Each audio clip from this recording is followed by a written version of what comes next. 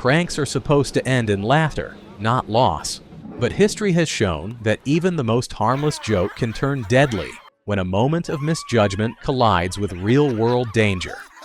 Here are some of the most devastating deaths ever caused by pranks. Jacinta Saldana. Jacinta Saldana was a respected and well-liked nurse working at King Edward's Hospital in London in early December 2012. The hospital was caring for the Duchess of Cambridge, who had been admitted for severe morning sickness during her pregnancy. Because of the royal family's connection, the hospital was under intense global attention and started to keep information strictly confidential. On December 4, 2012, two presenters from the Australian radio station 2Day FM, Mel Gregg and Michael Christian, decided to make what they thought would be a prank call. They dialed the hospital early in the morning, pretending to be Queen Elizabeth II and Prince Charles. The call was not expected to succeed, but when it did, Jacinta answered it. Convinced by the accents and the claims, she believed them to be genuine members of the royal family. So she transferred the call to the ward where the Duchess was being treated. Another nurse then unknowingly shared some confidential medical information with the impersonators. Hello, good morning, King Edward VII Hospital. Oh, hello there. Could I please speak to Kate, please, my granddaughter? Oh, yes, just hold on, ma'am. Thank you. The call was recorded, reviewed, approved by lawyers, and broadcast the next day as a comedy segment. But for Jacinta, it was not funny. Jacinta was upset and kept blaming herself for transferring the call, compromising the privacy of the royal family. In the days that followed, the hospital publicly supported her, stating she was an excellent nurse and not to blame for what happened. But the intense worldwide discussion about the prank and its fallout had already created enormous emotional pressure around her. Jacinta suddenly became withdrawn. On December 7th at 9:30 a.m., a staff member checked her room and found her unresponsive. Investigators later confirmed that she had died and noted indications of earlier emotional struggles. She left 3 letters, one blaming the radio presenters, one giving instructions on her funeral, and the third blaming the hospital for doing nothing about the situation. On December 17th, her funeral was held in her hometown of Sherva, attended by over 1,000 people. The radio station faced severe backlash, and the show was canceled. The station donated $500,000 to a memorial fund for Jacinta Saldana's family. Zsolt Gobolos. In a quiet Hungarian village, the death of 43-year-old Zsolt Gobolos left residents shocked and heartbroken. Known by many as a gentle, harmless man, he was well liked in the community. No one ever imagined that a thoughtless prank would cost him his life. On a Friday evening, Zsolt was at a local pub, where he eventually fell asleep on a table on the terrace. 3 other guests saw him sleeping and decided to pull a prank. They tied a chair to his back and duct-taped his hands and legs together. People nearby watched the prank unfold. Instead of helping, a bartender filmed it and shared the videos. According to locals, many people in the village saw the footage and laughed at Zsolt, unaware of the danger he was truly in. A guest at the pub told the pranksters to untie him. They said they would, but then forgot about him completely. When the pub closed, Zsolt was still tied up outside. He was unable to move, stand, or go home. As the night grew colder, he remained where the pranksters had left him trapped, falling to the ground, helpless. At around 4 a.m., a bus driver who was finishing his route noticed someone lying on the terrace. When he went closer, he saw that it was Zsolt, still tied and unable to get up. Horrified, he immediately called the police and an ambulance. By the time help arrived, Zsolt had been in the cold for nearly 10 hours. Despite attempts to save them, it was too late. The police started investigations and charged the 3 men with careless manslaughter. Caleb Gordley. On a chilly night in Loudoun County, Virginia, 16-year-old Caleb Gordley had gone out with friends to celebrate the start of spring break. Caleb was well known as a kind, quiet teenager with dreams of becoming a musician. His parents had grounded him earlier that week, but he slipped out to join friends for the evening. Later that night, drunk Caleb began heading back to his neighborhood. That's when his friends decided to play a harmless prank on him. Caleb's neighborhood was full of similar-looking two-story houses with matching designs, so his friends capitalized on that.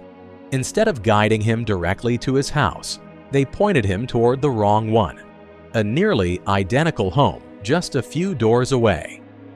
Because he had grown up there and knew the area well, Caleb had no reason to question his friends. When he reached the house, the doors were locked, just as they often were in his real home. Thinking he was locked out late at night, Caleb found an open window and climbed inside, believing he was simply sneaking back into his own room before his parents noticed. His steps woke the homeowner. Believing someone was breaking in, he called out but received no response that identified the intruder. Caleb, thinking he had reached his own house safely, did not realize the danger he was in. In the panic and misunderstanding that followed, the homeowner reacted instinctively. He fired his gun at Caleb. When authorities arrived, they discovered the heartbreaking truth. The entire community was stunned. There had been no intention of harm on either side, only fear, confusion, and a tragic chain of events set in motion by a prank that misled him to the wrong door. Caleb's family and the homeowner were both devastated. Law enforcement found no malicious intent. The event was treated as a terrible accident. Caleb's friends were crushed by the realization that their prank, meant to be fun, had contributed to a misunderstanding with irreversible consequences. His parents remembered him as a bright, caring boy whose life ended far too soon because of a simple, avoidable mistake. Julian Guzman. On Saturday night in Houston, Texas, 11-year-old Julian Guzman was out with friends playing a common prank known as Ding Dong Ditch. The game involves ringing doorbells of neighbors' houses and running away before anyone answers. Julian and several other children were moving from house to house, laughing and enjoying the game. Shortly before 11 p.m., Julian approached a house and rang the bell.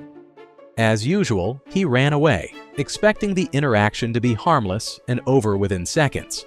However, the homeowner of that house, 42-year-old Gonzalo Leon Jr., came outside and fired shots toward the children. Julian was hit in the back while running down the street. Police arrived to find Julian wounded, and he was rushed to a hospital where he died the next day. One of the bystanders was detained on the scene for questioning and later released. A witness recalled that someone ran out of that house and shot at kids running down the street. The shooting didn't look like any type of self-defense, he added. Gonzalo Leon Jr. was taken into custody, charged with murder, and booked into Harris County Jail. The YouTube couple stunt. Pedro Ruiz III and his girlfriend, Mona Lisa Perez, were a young Minnesota couple who had been building an online presence through daring videos and everyday vlogs. They dreamed of becoming famous on YouTube, constantly brainstorming ideas that would stand out and bring in more views. By June 2017, they had gathered a modest following and wanted to create a stunt that would go viral. Unfortunately, their next idea would become known worldwide for all the wrong reasons. Pedro had seen videos of thick books stopping bullets during demonstrations online. Convinced he could safely recreate a similar stunt, he came up with a plan. He would hold a hardcover encyclopedia against his chest, and Mona Lisa would stand a short distance away and fire a bullet at the book. Pedro repeatedly reassured Mona Lisa that the book was strong enough, telling her he had tested the idea before. On June 26, 2017, the couple set up cameras outside their home in Hallstatt, Minnesota. Mona Lisa was 19 years old and pregnant with their second child. She expressed hesitation but trusted Pedro's confidence. 2 cameras were set up to capture the event, one on a ladder and another for close-up footage. When the moment came, Pedro stood behind the book, holding it firmly against his chest. Mona Lisa aimed the gun and fired, but the book did not protect him. The shot resulted in a fatal injury. Emergency responders arrived quickly, but there was nothing they could do. Mona Lisa was devastated and fully cooperated with the police. She told investigators repeatedly that the stunt was Pedro's idea and that he had begged her to do it, promising it would work. Authorities confirmed that the couple had genuinely believed the book would stop the bullet. Mona Lisa Perez was charged with second-degree manslaughter. The case drew huge public attention because she was a young mother who had not intended harm. Ultimately, she received a 180-day jail sentence, served in short intervals to care for her child. The video of the stunt was never made public. Michael Bosworth, Jr. It was just after 3 a.m. in Spotsylvania County, Virginia. The streets were quiet, the neighborhood still, and families were inside asleep. 3 teenagers, including 18-year-old Michael Bosworth, Jr., were out doing what they thought was a silly late-night prank. They were ringing doorbells, running away, and filming people's reactions for social media. It was the kind of prank many teens have done before. But that night, things took a frightening turn. Earlier that morning, the boys had climbed over a 6-foot privacy fence into the backyard of the Butler family's home. They had done something similar at other houses too, but families inside the homes didn't know who they were or what they wanted. In the Butler home, fear spread quickly. Mrs. Butler called 911, telling the dispatcher that 3 people were trying to break into their home. In the background, Tyler could be heard saying one of the boys looked like they were reaching for something. Tyler walked out onto the porch, yelling at the teens and warning that he would shoot. The boys turned and began to move away. Despite that, several shots rang out across the yard and driveway. Michael was struck in the back, causing him to die instantly. So here's the question. Was he defending himself or did he take it too far? This morning, the Fredericksburg man accused of killing a teenage boy during an alleged prank called Ding Dong Ditch appeared before a judge just 3 hours ago. The case quickly grew into a major legal battle.